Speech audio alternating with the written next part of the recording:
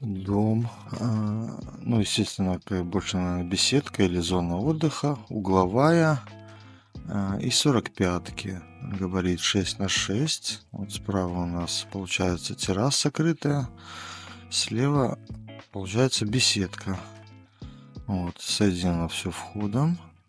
Можно как бы мангалную зону сделать. Очень красиво.